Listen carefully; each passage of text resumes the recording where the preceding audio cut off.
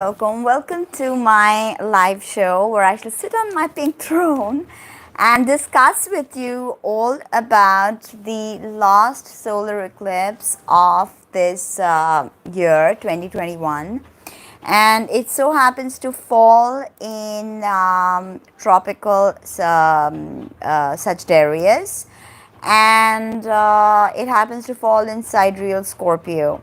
Okay, so here I am going to give you a complete breakdown of this eclipse. Okay, and it's going to be pretty interesting. So don't forget to like, comment, subscribe, and share. Right, so we begin with by understanding, of course, the Vedic, and I shall get to you with the tropical as well. So now this solar eclipse happens to fall in Scorpio. And who is the ruler of Scorpio? It is Mars. Okay, and now I shall discuss with you a bit about Mars. Okay, Mars being, when we think about Mars, we think of bloodshed, we think of competitiveness, combativeness. We think of so many negative words actually that come to mind, and Mars is known as the malefic, the lesser malefic, Saturn being the greater malefic. So what we don't realize is that Mars is in his higher circles, in his higher understanding, is all about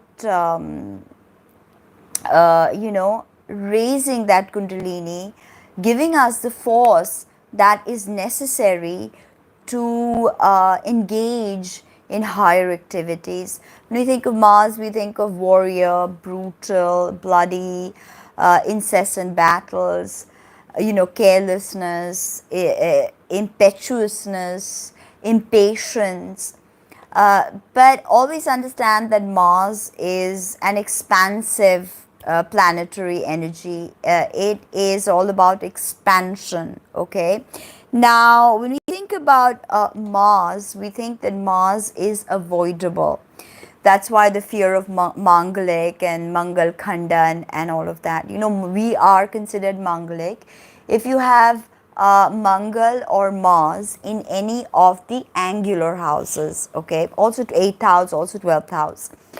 So in case where if Mars is a malefic and is a malefic for your particular Rashi, then Mars becomes extremely energized in the Kendra houses, first house being Kona as well as Kendra house, right? So in that case, if you're Mangalik, so you may go through life and you may see that that constant conflicts, fights, disagreements, and what have you, that just keeps popping up and you can't avoid it, right? But when we think about Mars and we think about all these significations, we are actually looking at Mars through an exoteric lens. Exoteric, outwardly, esoteric, occult, hidden, right? Now, understand that when we speak about Mars or Kumara, Mars is actually the most benefic force that you can muster for within you to transform yourself from the state of humanity to divine. So Mars is the force that changes us from basic understanding of humanity to a higher motivated principle, higher awakened soul, right? What we can say is son of man becomes son of God by the use of the correct Martian force, right? Mars gives us an expansion of consciousness. Okay, Mars is a force, I told you, and force always propels us forward. So Mars gives us courage, courage to not only stand our ground, courage to not only fight our wars, courage to not only speak out, but courage to renounce rampant banal materialism and us just constantly getting stuck in this 3D paradigm. Mars gives us the most beautiful part of Mars. Mars gives us the spirit of sacrifice. sacrifice, Sacrifice is a simple word, but we don't tend to think so, because sacrifice to us is like huge. But once we understand, mantra for getting job would be Om Shreem, again Om Shreem. Okay, or you can use Kring Kring Kring Swaha Kali mantra. It's a very magnetic mantra. It gives you electrical energy. Anyway, let us not divert. Now, the color of Mars is blood red. Blood red.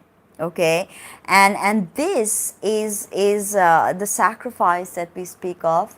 When we sacrifice our blood also bonds us. When we say that blood is a powerful force that holds us together. Now, when we do astrology, we do astrology on many levels. It's like an onion that you constantly keep peeling, and you keep peeling, and it's forever. It's infinite. So in much of this exoteric astrology, worldly astrology, we tend to see Mars as something inferior. The dimensionality of Mars is always conceived as something difficult, something that cuts and burns, something that scars us, right? But when you look at any planetary principle, you can see that there is a higher dimension and there is a lower dimension to that. So that's something we need to understand, that Mars actually is a very benefic force. Now, when we think of the greater benefic Jupiter, I made a video on Jupiter through Aquarius, so check that out if you haven't. When we think of Jupiter, we tend to think of Jupiter as a benefic. But don't forget that Jupiter can be as much a malefic, if not more so, than Mars or Saturn. Now, when we see a very huge man, a very gluttonous man, gluttonous for avaricious, very avaricious, for the flesh, for food, when we see that, we tend to think, we must realize that this could be a Jupiter at work. Corpulence is signified by Jupiter, and indulgence is also signified by Jupiter, as well as Venus. Venus being the lesser malefic.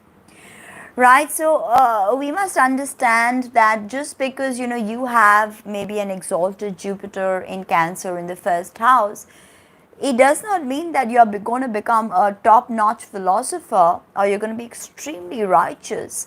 It could mean that you can become extremely indulgent. Extremely indulgent. Somesh, you can become extremely indulgent. Oops. Yes. Somesh, shh. My cat is trying to play with my tripod. Okay. Now, this is something that we have to understand, that all planets have different dimensions. So, just because we talk about Mars and an eclipse, a solar eclipse ruled by Mars, we don't have to think that, it's going to be disastrous, or there's going to be fighting, or there's going to be squabbles, because there is a very positive, very beautiful, Somesh, shh, come here, shh, come here. So there's a very positive, come here. It's a very positive side to Mars, okay, that we really need to understand. So in the world, we see more of the negative vibration of Mars actually being played out.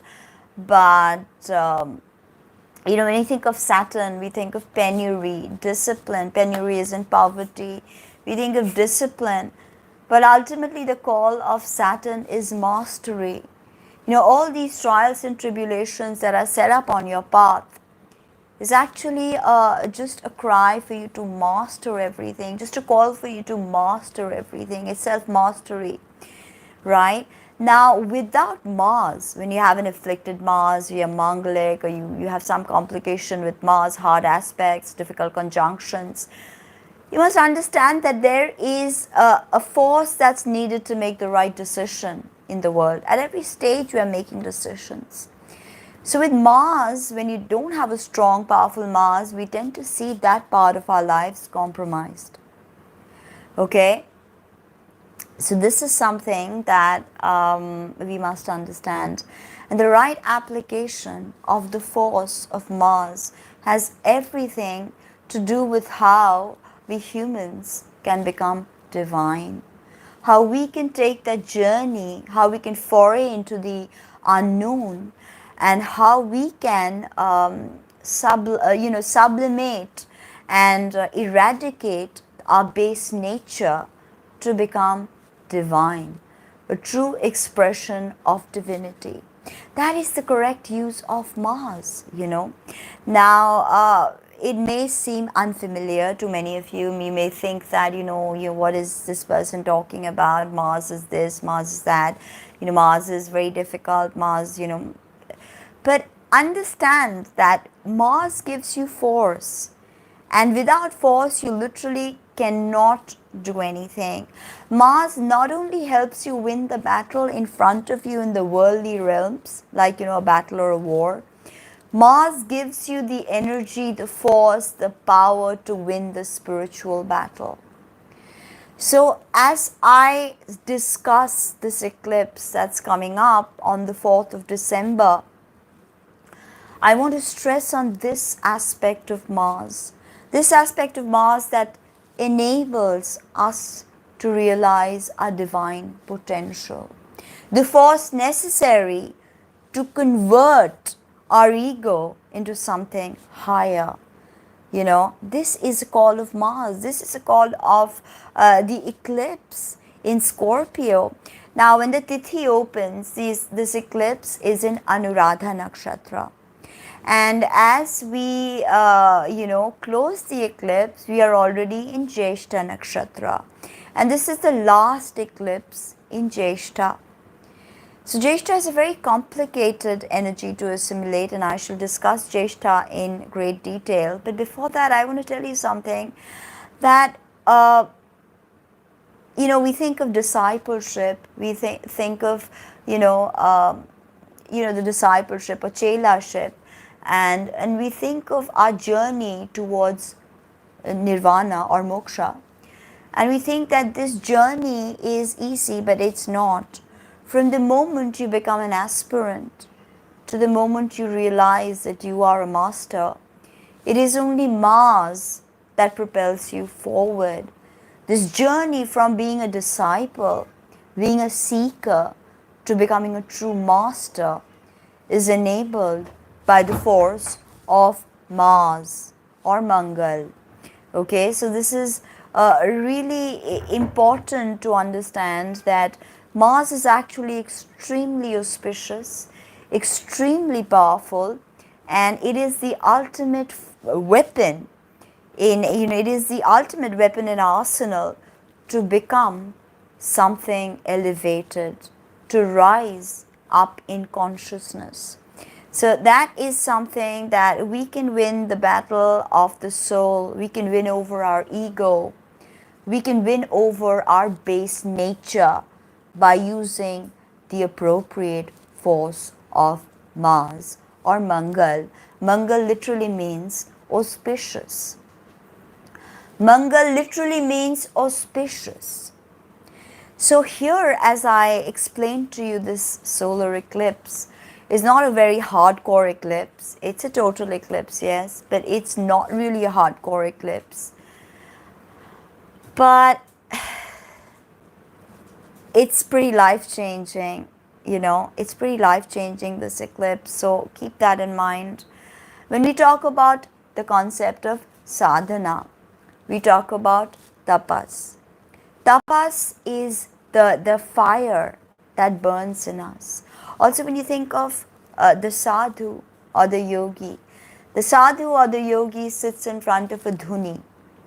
A dhuni is nothing but a small fire that he creates. And this fire is symbolic of the spiritual force that Mars awakens within us. The light of the dhuni must guide every yogi, every natha, every naga, every sadhu must light their dhuni. And from the ashes of the dhuni they get bhasma, right? So Mars has to do has to do with everything that has to do with our spiritual force, our spiritual fire, the fire of tapas, right? Thank you. The fire of tapas, the awakening of the aspirant, the awakening of the soul to a higher consciousness. Okay, that is something, because without the indomitable spirit or the indomitable energy, gusto that Mars gives us, we are unable, and especially for Tantra. Please send me an email if you need a reading, tina@tinaheals.com. Now, if you think of Tantra, there is a path which is Dakshinachara. Then there is a path that is Vamachara, the left-handed path. And that has to do with Viracharis. Vira means people who are brave, courageous. Hello. People who are brave, people who are courageous.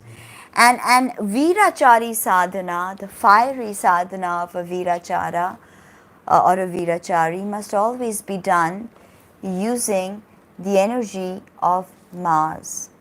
Because if we don't use the energy of Mars, we will not be able to awaken the fiery force within us. Okay? Hello everybody, welcome.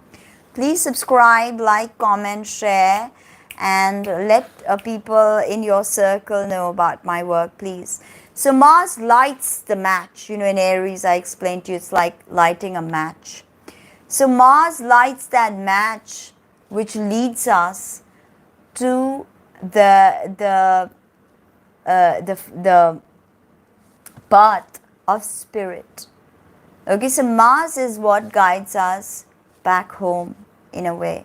Okay, so much as we may avoid Mars or think Mangalik is a big deal, or it's negative, it's inauspicious. Nice, ami bhalo achi bhai. So this light within our soul. Somesh, stop it. Stop it. So this light within us, she insists on getting on top of my stand and grooming, So this is like literally ridiculous. And I have to get my cat. Come here. Come here. Come here. Stop. Crazy. So remember that without the Martian energy working in your favor, thank you, without the Martian energy working in your favor, you shall never light that fire of tapas within you. So no matter what anybody tells you about Mars, erase that. Understand that Mars is your greatest ally on the path of spirituality. Okay, understand that. And as we near this eclipse at Anuradha and Jaishta in sidereal Scorpio, I want you to understand and awaken the force of Mars within you, because we are going to need it. Okay, we are really going to need it, because when we understand power, okay, we must understand Mars. And you can never truly give up power or not want to hold power if you have not ever held power. It's like saying, I'm a mendicant, I'm a beggar, I have nothing, and I renounce the world, right? So what good is that? That's not going to, literally, Somesh, come here. Stop it. It's so crazy. Maybe I have to get my cat down. Just a second, guys. Come here. Come on. And just a second, right? You can look at my little throne, my pink throne. Okay, great. I got my cat back. But let us not get distracted. I got my cat back. Hopefully, she's not going to create too much of an issue where she's extremely just does whatever she wants to do. Yes, I do teach Tantra. I do workshops on numerous things. Yes, very naughty cat, very naughty cat. So remember that Mars also brings with it, when we talk about Scorpio being a fixed sign, Theta sign, Scorpio being fixed water, and also Scorpio being extremely, potent with Martian energy, right? And I already told you that Pluto is a higher octave of Mars, right? So just email me. Anybody wants to get in touch with me, email me. Sending me messages on social media is not such a good idea, but email me. Okay, I always read my emails. With this eclipse, the shadow side is lust, pride, desire, uncontrollable anger, and a possessive attitude. So, with eclipses are cosmic recyclers.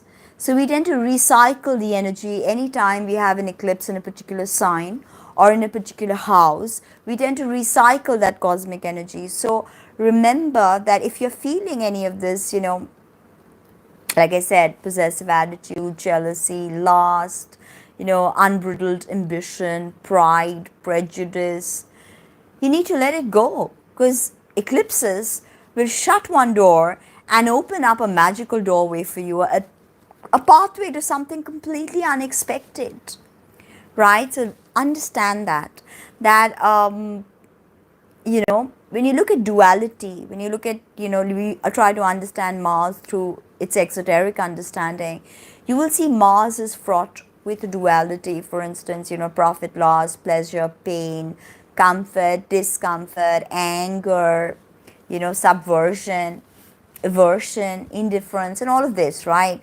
So, we must understand that Mars, the true understanding of Mars is action. Now, without action, there is nothing. Karma, what we say karma, without karma, there is nothing. We will not incarnate and play out this game if we do not. Oh my God, now my chubby boy, he's gotten up on top where I keep, I have a table and I keep my stand over there, and these guys have decided to jump on my table and on my stand. In the night, they get very, hyper. So that's something. Now, remember that Mars also gives us the energy to get over any negative traits of any other planet. Okay, so that is definitely also something that Mars helps us do. So, sacrifice, renunciation, stop it, sacrifice, renunciation, and all of this, Now, I threw their ball at them, hoping that they will play, but looks like they're super lazy and they're not going to play. They're going to keep disturbing me and keep disturbing me. So wait again while I put him down. Otherwise, he's just going to keep disturbing me, And that is what I absolutely don't like. Okay, let's get back to it. Now, so we've understood Mars, right? Now, Mars, I want to say, Mars is also about us not giving up and not getting defeated.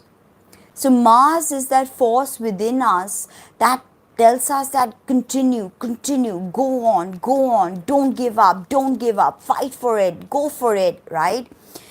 So Lord Krishna says in 6th chapter of Bhagavad Gita, in the 5th and 6th stanzas, self can be lifted up by self. Self can be defeated by self. Self can win over self. Self can be friendly to self. Self can be inimical to spirit, same to spirit. Self requires to conquer self. So this is again, it's a process of just connecting with the archetypes. So self can be inimical to self. Self requires to conquer self. This is what Sri Krishna says in Bhagavad Gita. Now when he says this, he speaks of the need of the martial effort to win over the lower self or the personality in its most gross understanding. Very interesting, this quote actually. Self can be defeated by self. Self can win over self. Self can be friendly to self. I mean, it's this fight between personality, what Freud labeled as ego, id, the ego and the superego. It being the most reptilian part of the brain, the most, survivalistic, the most animalistic, then the ego, which is, our everyday understanding, our logic, our rationale, and then superego, which is that supra consciousness, which is the higher self. Again, Kurukshetra is, Arjun is the lower self, Sri Krishna is the higher self. So Sri Krishna says that self requires to conquer self. When we speak of Mars, we understand conquering. And ultimately, Mars becomes our greatest ally in conquering the base personality. This may sound like complete, garbage to many people. Mars is all about lust, libido, sex, passion, anger. What is she saying? But that is just the very basic understanding of Mars. For as you go deeper into the spiritual realms, the mystical realms, you understand that there is just so much that is not touched upon by the common understandings, So this understanding that this effort, this martial effort to win over the lower personality, understand Mars is your greatest ally. Without Mars, nothing would move. Nothing. Okay? Forget an aspirant. Forget a sadhak or a chela or a disciple. Take a common person. You will see that the ego is absolutely prevalent, and nowadays we see sadhus and we see equal amounts of ego, huge egos, babas, and we have like big conglomerates they set up, corporations they set up, spiritual corporations, right? The ego is so powerful, but it is only through the use of Mars that they are able to suppress the dragon of the lower self and awaken to the white dragon. The white dragon as in the dragon of supraconsciousness. Understand that, right? Now you need the sharpness. Mars is sharp, piercing. You need the sharpness. You need the piercing quality, the heat, the force of Mars, which is represented by a spear. Okay? And you need this to put down and conquer the personality, the dark dragon. To conquer the base personality, the sphere of the higher self, must put it in the heart of the lower self of the personality and its blah, blah, blah, blah, blah, blah, ego. Right? That's literally what Mars is here to do for you. If you're not receiving the correct planetary rays, it's, I'll get to that, okay? Now, Krishna says, put down your personality of negatives and duality. Put down your personality of ignorance. Awaken. Utilize the wisdom. Use discrimination and apply the required force. Use discrimination and apply the required force. So, also Kurukshetra, the whole understanding of Kurukshetra is actually also a saga of Mars. A saga of Mars, if you really look at it. So, it's very interesting that, Mars is actually so misunderstood. We see some mellow people in the world, just moving along. Yeah, okay. Experience pulls me there, I'll go there, there's that. They're just reacting. You cannot act if you're not using the correct force of Mars. Action. I don't mean acting in the Venusian sense. I mean act in your life. Action, the verb, to do. So, this is what this eclipse is telling us to do. Self can conquer self. Self can be an enemy of self. Self can be preach indeed. Now also Mars, incidentally, in the natal chart, whether it be in Kundali chart, Nakshatra chart, and D9 chart, and Ashtavarga chart, Mars is actually the force or the signifier of belief. Do you believe in something? Are you firm or are you a non-believer?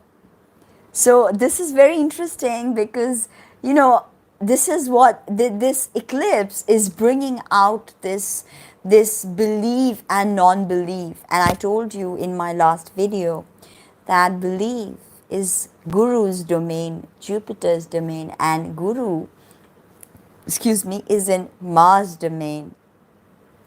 We'll get to that. Please just email me for your questions, right? Now we've already done quite a bit about Mars. I think you've understood the basic, right? And also, of course, fighting for your religion is also Mars. Now, when you work with Mars, I mean, the dispositor of this eclipse is Mars. So when you're working with Mars, or when you are, experiencing an eclipse, in this sign, Scorpio, it could feel like you're working with a knife or a sword. Now, when you think of knife or a sword or fire or, any of this can be put to use destructively or constructively. We need fire to survive. We need sharp objects to cut, to make a meal. But that same sharp object can, work as a weapon to stab someone. That same knife can be used for self-defense. So, again, this is the question, that are you going to use Mars in the destructive way, or are you going to truly understand the force of Mars, and are you going to help the fire? Are you going to let the fire, not help, are you going to let the fire of Mars to purify you during the last eclipse? You have to meditate to know your Ishtadevi. I knew my Ishtadev and my Ishtadevi since I can remember. So meditation will get you there. Okay, now we've understood about the subtle understanding of Mars, because without that we will never be able to truly understand the sublime energy that this planet brings to us. So this is literally very, very, very powerful, this eclipse. So always understand that you can cut away, you can burn away, you can constructively use Mars, you can slay the dragon of personality, and you can yes, definitely. And you can awaken, okay? You can totally awaken to something new. Now, let us understand a bit about the eclipse. Mars, I told you, is the ruler of the eclipse. And in Scorpio, which planet is in fall? Who can tell me? It is none other than Moon, because Moon is exalted at 3 degrees of Taurus. So when we speak about Scorpio, we speak about the fall of the Moon, or Moon debilitated, right? Now, when the Tithi begins, at the beginning of the Tithi of the eclipse, we have the first nakshatra, which is Anuradha nakshatra in Scorpio. I just had some notes written, and now I just can't find it. I don't know where I kept it. I had some little pointers that I had written for Anuradha and Jaishta that I wanted you guys to know. But let us truly understand Anuradha. Anuradha is the 17th nakshatra. 17th nakshatra, okay, and it is in the body of the scorpion. However, the tithi starts with Anuradha and it ends with Jaishta. Right now, the stars of Anuradha, let me give you a bit of the astronomy. Hopefully, I have it in this somewhere. Um, and of course, we know that the ruling planet of Anuradha is Saturn, right? And direction is south. It's tamasic. It's tamas and sattva. It's a mixture of tamas and sattva. And deities are Mitra, Radha, a devotee of Krishna, which Radha is the divine feminine and Krishna is the divine masculine. And the whole Rasa the Rasa that we speak about, Radha and Krishna's Rasa in Vrindavan, is actually a journey of the higher self, and a journey and a hieros gamos of the male and the female, the awakening of the kundalini through that energy. Okay, now the symbol is a lotus or an archway of Anuradha, and so of course doing a Hare Krishna will be very powerful because Radha is a deity, and nothing pleases her more than Krishna Nam, which is Hare Rama, Hare Krishna. And then we have the eclipse culminating in Jaishta. Jaishta, ruler of Jaishta, is Niritri. Niritri, the dark goddess, the inauspicious goddess. And of course, Indra is also a deity here, and he's, Indra is the king of God. Ruling planet of Jaishta is Mercury. Okay, ruling planet of Jaishta is Mercury. So there's this, and Mercury is combust. It's right with the sun and the moon, this solar eclipse. So Mercury is combust. And Jaishta is a Rakshasa Gana.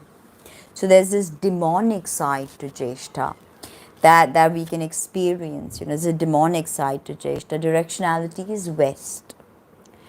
Now, health issues with Jaishta: genital organs, ovaries, muscular problems, neck ache, earache, colds, stomach trouble, and breast cancer.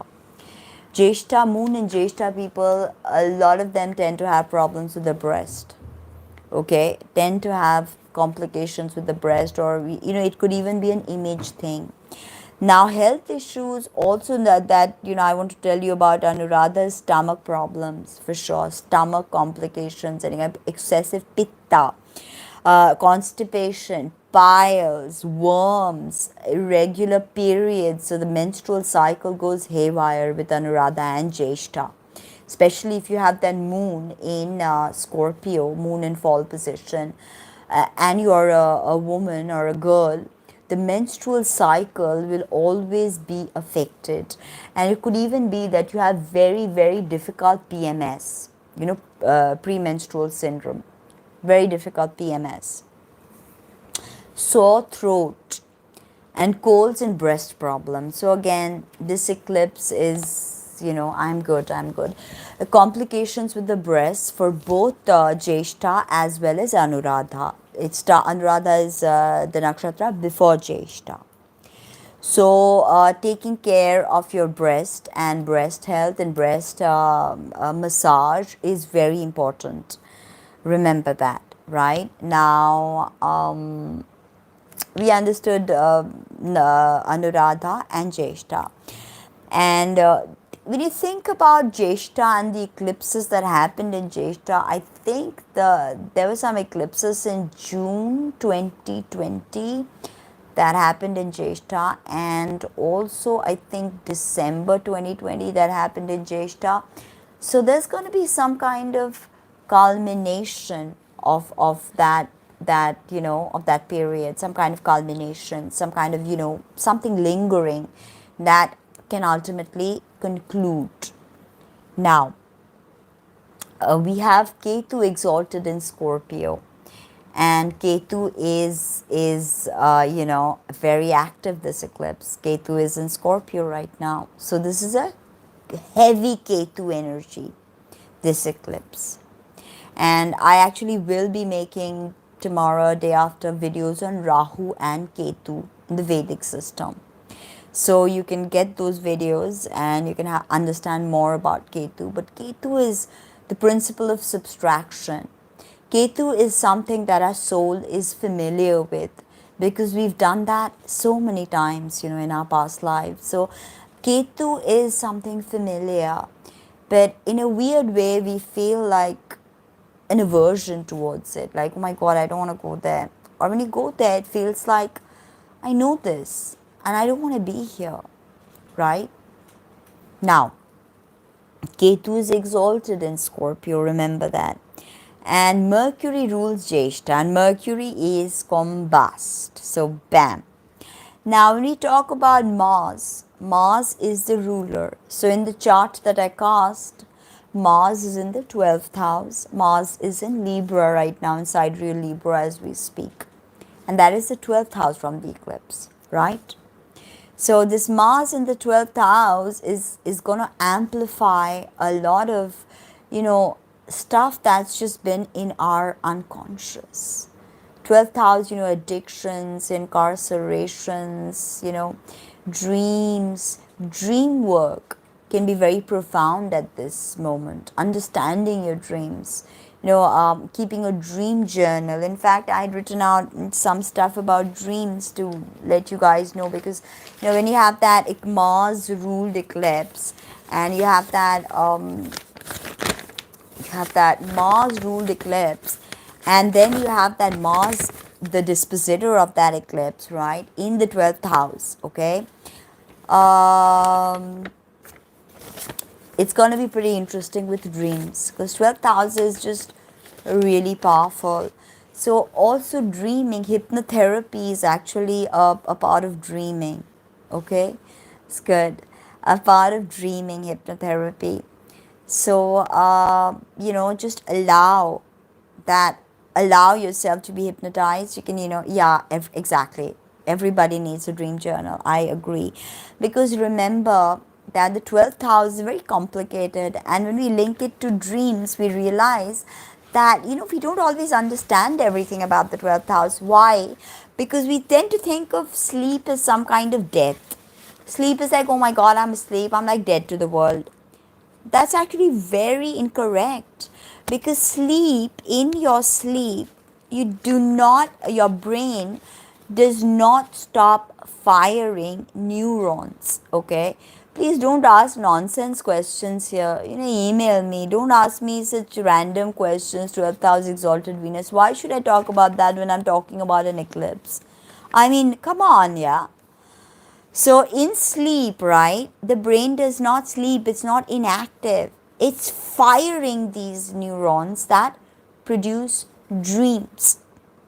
And the Native Americans say that, when we dream, we are possibly assisting other people in our dreams. This is very interesting. And dreams happen during REM sleep. So that 12th house energy can quite be equated with that REM time, rapid eye movement, when you're just like, just dreaming. And 95% of our dreams are actually forgotten. We don't tend to remember our dreams. This eclipse, with Mars, the dispositor, being in that 12th house, I guarantee you that we are all going to dream. And we all dream anyway, every single day. About 8 dreams we get. And some people even dream in black and white. I mean, how crazy is that? I've had black and white dreams too. So, yes. No, I mean, understand, I'm not tense or anything, but, if I keep reading all this random questions, then I tend to get distracted. Now, also another thing is dreams change your brain pattern. So when we talk about that Mars sitting in that the dispositor Mars in that 12th house, a lot of brain rewiring is going to happen. And Ketu also deals with the unconscious. So Ketu is active, and eclipses are like cosmic recyclers. So there's going to be a lot of how should I say, repattern, defragging of the brain, if that makes sense, defragmentation of the brain, right? Now, what we must understand is that a lot of dreams are going to come through for all of us, okay, and we cannot ignore it. We must keep a dream journal during this last eclipse, because believe me, it's going to be important and things are going to come back again. And I have to get to the tropical thing now, so I'm not going to spend too much time, but all I'm going to say is that remember that your dreams that are coming through can be prophetic, and they can guide you. In fact, one of the best things to do this eclipse would be lucid dreaming. Ketu is the south node of the moon. South node of the moon. So when we speak of lucid dreaming, my Venus is in my first house. Ketu is in my 8th house, and Rahu is in my 2nd house. Mars is in my first house. Mercury is in my first house. Saturn is in my first house. Sun is in my 12th house. And Sun is the dispositor of the stellium in Leo in the first house. So a very complicated. Moon in the 7th in Aquarius. Lucky? I don't know. We are all lucky, believe me. With all the placements, we are all lucky. So lucid dreaming is going to be very powerful for us. This eclipse, very powerful, lucid dreaming. And it could actually help us when we all these internal issues that we have, all of these internal issues that we have, we shall be able to resolve it through dreams, right? And interesting thing about lucid dreaming is the metacognition aspect, that awareness of your awareness, that I'm in a dream, almost like inception. It's like a dream and a dream and a dream and a dream and a dream. Right? Now, it can literally, people with PTSD, nightmares, sexual trauma, anxiety, stress, you could heal a lot of this. I'm not kidding, with lucid dreaming that you can induce during this eclipse. Just get online and or you can find a hypnotherapist and just get on it, So there's a lot of that. Like, for instance, when you're in a dream and you're dreaming in a dream, when you look at your reflection doesn't look normal. Or when you look at the time is never correct. There's something off about the time. Solid objects, for instance, anything like my tarot cards, solid objects like this, you put your hand through, your hand will go through them. So there are telltale signs of lucid dreaming, like that inception state, when you get into you start dreaming and you get into a dream and a dream and a dream and a dream. So this and time is really whacked out in dreams. If you dream about time or not, I don't know. I do. So, and also remember breathing, that if you are in a lucid dream and you're unable to wake up from a lucid dream, you want to confirm to yourself that you are in fact lucid dreaming, you need to just pinch your nose. And if you are lucid dreaming, yes, and if you are actually lucid dreaming, you will continue breathing in a dream. If it's a dream and a dream and a dream and a dream, that is one way you will be able to ascertain that this indeed is a lucid dream. So while if you are inducing lucid dream this eclipse, Remember to set your intentions, that affirmation. Next time I dream, I want to remember I am dreaming. Ideally said 44 times. So next time I dream, I want to remember I am dreaming. Tell your subconscious this. Next time I am dreaming, next time I'm dreaming, I want to remember my dream. Next time I'm dreaming, I want to remember my dream. Next time I'm dreaming, I want to remember my dream. And all of this dream talk actually is so legit with the dispositor of this eclipse being in the 12th house from the eclipse. Believe me, it's absolutely legit conversation. Okay, so keep that in mind. Many people, they set alarm every 5 hours to wake up and jot down in their dream journal. It may be difficult if you have a job or something and you have to keep your time, you have to wake up, you have to get to work, then don't do that. Okay, it can be very harmful for your physiology, both the psychosomatic, so don't do that. um, it's really powerful actually, lucid dreaming. Also something that I definitely do want to mention here with this experience, with this eclipse being in Jaishta and culminating in Jaishta, starting with Anuradha Dadithi, that many may experience sleep paralysis. Sleep paralysis being temporary loss of muscle function. Okay, can be very scary. I've had sleep paralysis. I know what it is like, and I don't know why, but during eclipses, and I mean this is straight out of textbook, because the dispositor is in the 12th house, so activating this dreamscape heavily. And Ketu being so engaged in this eclipse. It's about the unconscious, it's about dreams, it's about the call of the ancestors. Okay, it's about deep tantric magic, deep tantric meditation, mantras, havans. Now, people who are on heavy medication, especially, I suggest that you sleep on the side, because this eclipse can induce sleep paralysis. So take care of that if you are on heavy medication. Any kind of medication that, even COVID, long haul COVID patients. I know some of my clients are experiencing the long haul COVID symptoms and whatnot. To them, I tell you, avoid sleeping on your back, sleep on the side.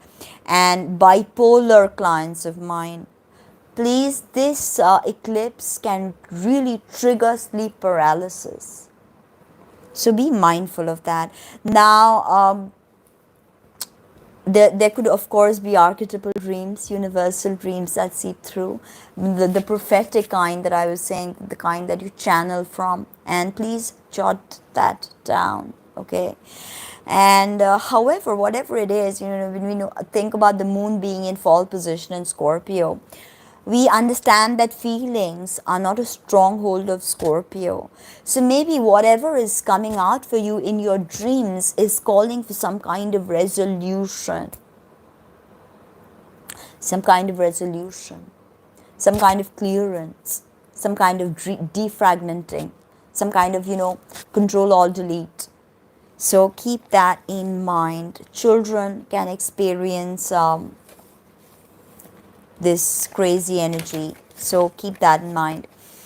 And I told you Mercury is combust, and Mercury is ruling Jaishta, so there's going to be that communication bungling up. Jupiter is aspecting Mars. It's just nice. I love that energy. And Mars is in Jupiter's nakshatra, and Jupiter is in Mars nakshatra. That is so beautiful. Mars is in Vishakha, and Jupiter is in Chitra. My hometown is Calcutta. And of course, the Mercury and the Moon being conjunct, and Mercury Moon don't particularly get on well together, and the Sun. So Mercury is friends with Venus, and yes, so you people, 12th house heavies, Keep in mind, this is a time to heal with the dreams, this eclipse literally. So now we are going to talk a little about Vishakha Nakshatra. Why? Because Mars, the ruler, is in Vishakha, right? And we did speak about, one sec, we've got Chitra, and now we will get Vishakha. Yeah. Now, we said Mars and Jupiter are going through this nakshatric mutual reception, which is superb. They're aspecting each other and they are in each other's place. So this to me is super positive, okay? Because this Jupiter goes into Chitra and Mars is in Vishakha. So Vishakha is, the symbol is an archway or a potter's wheel. The nature is demonic again, Vishakha where Mars is. And east is the side. It's tamasic and sattvic and rajasic, a mixture of all of that. Breasts again, Chitra, health issues with Chitra is breast. So again, a lot of people can have complications with the breast. Arms, reproductive problems. Mars in Vishakha, and stomach complications. Okay. You could also somehow, if you're looking to become a researcher, looking to, join the military, this could be a very good time for you, or even leave the military. That could be a really special time for you. I mean, because at the end of the day, remember that the proper use of Mars is going to come through, and how you're going to do it, I have no idea, because I don't even know how I am going to do it. But I want you guys to truly understand that this is a cry for you to look at everything in a different way, okay, in a different way, in a completely different way. So this is something that I want to encourage all of you to truly look at. One second, when I was looking at that,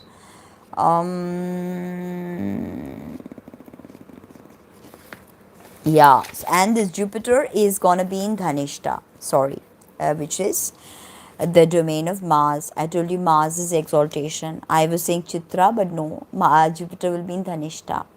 So I made a mistake there. Please mark my words again. Mars will be in Vishakha, which is the home of Jupiter, and Jupiter will be in Dhanishta, which is the pinnacle of Martian energy.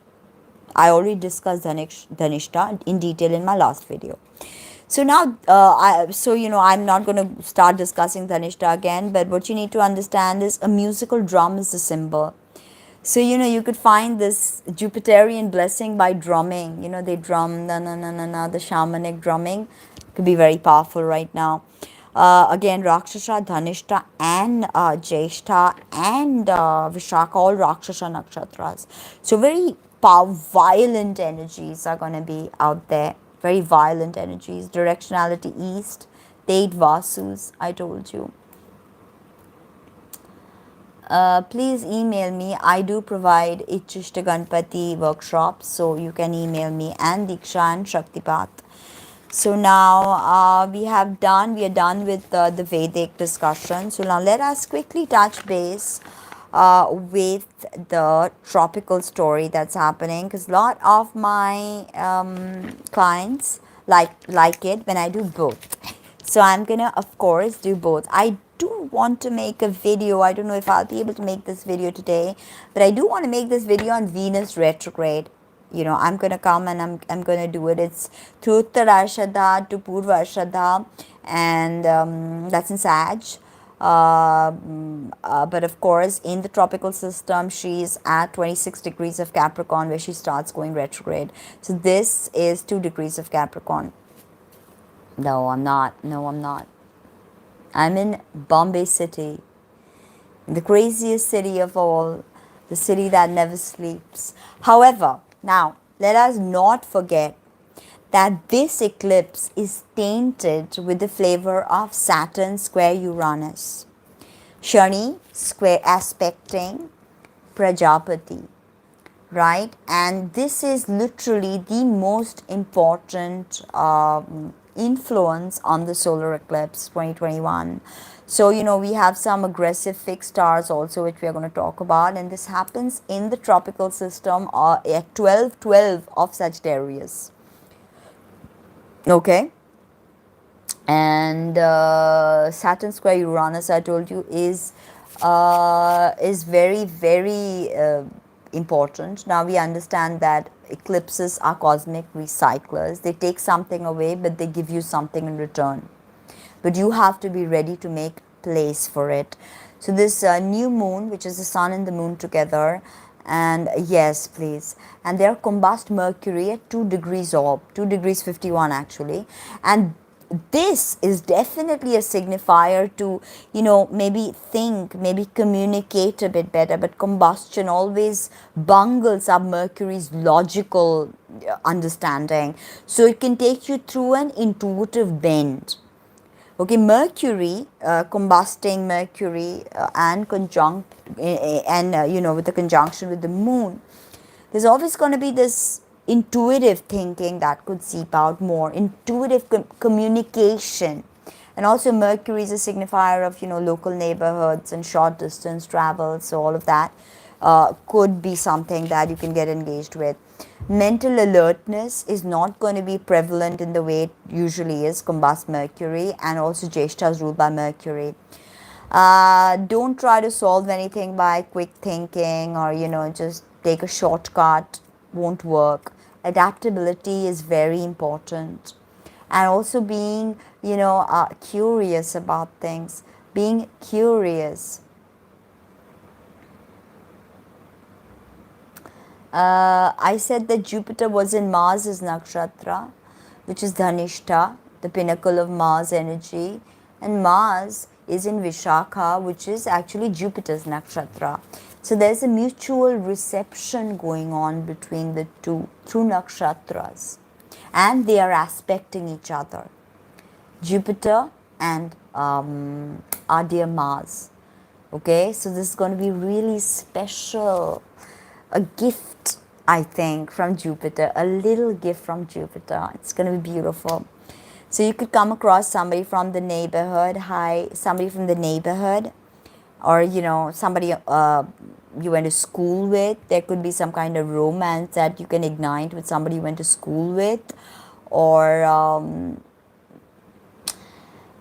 not anymore. I used to channel a lot, but now I have just, I've got so much work that I am not doing a lot of channeling work. But yeah, do drop me a mail. If it's meant to be, I will surely do it. Now the thing is that all of this is going to be very active. Neighborhoods, local neighborhoods, meeting up with someone from the past. Just exchanging very, could be like, you revisit an old experience, a story, something that happened. Always keep your wits about you and also be witty. So, and new moon is quincunx. Sun and the moon are quincunx Uranus. 5 signs apart is quincunx or in conjunct aspect. This makes us nervous, tense, anxious, panic attacks, stress, what have you. But if you just relax that logical left brain and allow some kind of intuitive, lucid dreams to give you the answers, then I think you will be okay. And also there could be some kind of family drama, family feud, or some kind of, you felt resentment about the way maybe a family member has treated you, and you may just burst out. And combust Mercury is known to make outbursts like that. So however, with this Uranus in conjunct and Saturn square Uranus being such it is the flavor of the eclipse, okay, the flavor of the eclipse. Electrical energy you could feel, running through your whole body. So even if you are, engaging in, love making, it could feel electric. If the connection is right, it could feel electric, right? And also so much involvement with Uranus, there could also be love stories that happen online. Very possible. New moon is sextiling Saturn, so that's good, but sextiles are not that powerful anyway. Everything has to do with Saturn square Uranus, and this is exact on December 24th.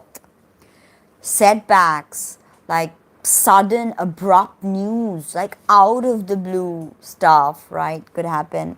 And also restrictive change. So I said COVID is not going away. There will be a third wave of COVID, and there will be restrictions again. So watch my 2022 prediction video if you haven't already. Uranus is going to give you a lot of electrical energy to get rid of all the restrictions. Now, when we speak about the fixed stars, so we have the eclipse exactly at 12:12 of Sagittarius in the tropical system. For a Vedic understanding of the eclipse, please, after I end the video, watch the beginning of the video. So we have Scorpio and Taurus. And Taurus is at 10 degrees in Sagittarius. 12 degrees we have Draconis or Alvite. And so both these stars, Antares and Alvite, are actually significant influences on this last solar eclipse of the year, which is a new moon on steroids. And now when we look at fixed star Alvite, Alvite gives loss of property, violence, criminal inclinations, accidents, nature of Saturn and Mars. So it makes a native bold, cruel, heartless, adulterous, criminal, liar, loss of estates, poverty, very few friends. No, it's going to be an amazing 27, so enjoy it. Now we have it's pretty difficult fixed star Alvite. It is in the constellation of Draco, the dragon. And the constellation gives an artistic and emotional but somber nature, a penetrating and analytical mind, much travel, many friends, but danger of robbery and of accidental poisoning. Ketu always also, poisoning, accidental poisoning. Constellation is especially hurtful to mineral resources and presages the pollution of rivers and air. So water pollution, air pollution, also getting any kind of respiratory disease. Now fixed star in Taurus, very powerful fixed star in Taurus, causes malevolence, destructiveness, liberality, being liberal. They are called snowflakes, right? Liberals.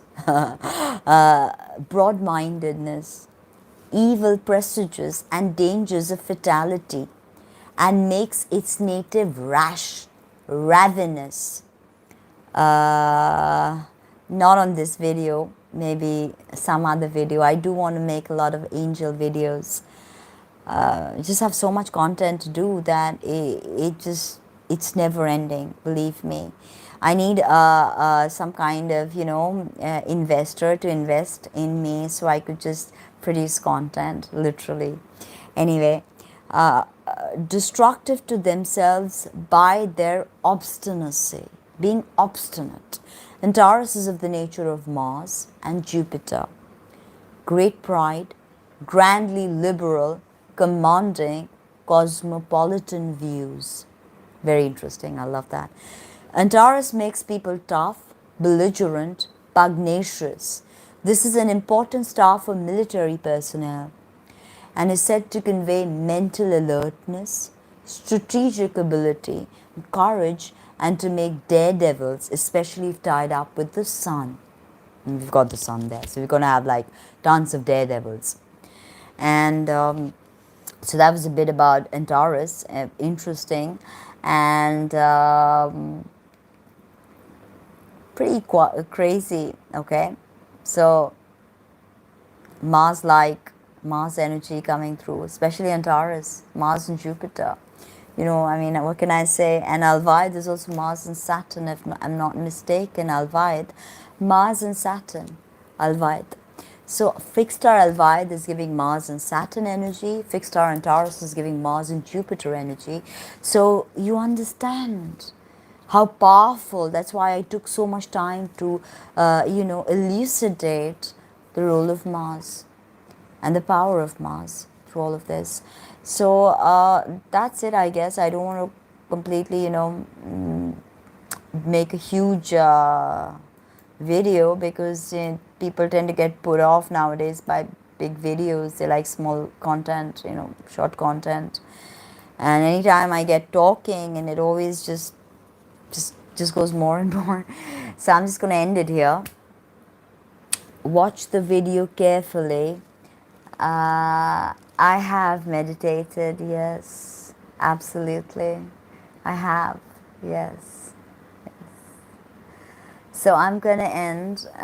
For those of you interested in the Mars Beach mantra, it's Om Kram Krim Krom Sa Mangalaya Namaha.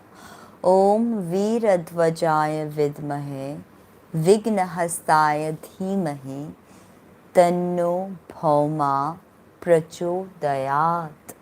This is Mangal Gayatri, Mangal the auspicious, Mangal Gayatri. Om Veeradvajaya Vidmahe Vignahastaya Dhimahi Tanno Bhauma Prachodayat. Bhauma being another name for Mars, because he was born from the perspiration of the sun, and he's born of Bhumi, Bhumi the earth. So he's a combination of earth and sun, exaltation and Capricorn at the end of the day, 28 degrees of Capricorn.